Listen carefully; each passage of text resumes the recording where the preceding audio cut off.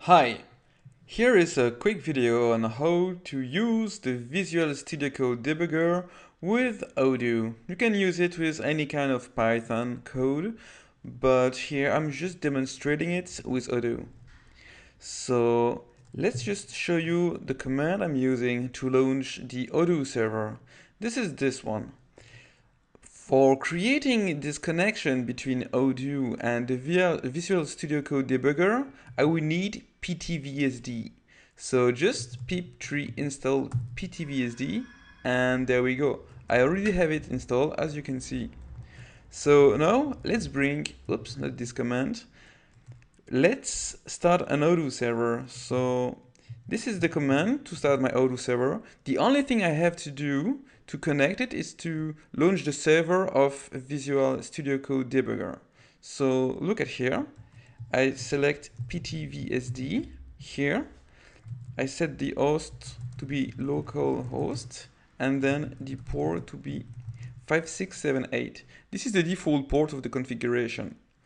So now look at the configuration. If I'm going to the debugger here, I can see that I have a configuration if I'm clicking here. And the default port of the Python attach is 5678. I didn't lie to you, I told you. So if I'm clicking on this button when the server of the debugger will be launched, it will start the debugger, and I will just show it to you now. So now I'm launching the Odoo server with the debugger server, and let's look. It is working. Oh my god. So very good. Now let's say that I want to debug when I'm creating a sales order. I want to debug the code.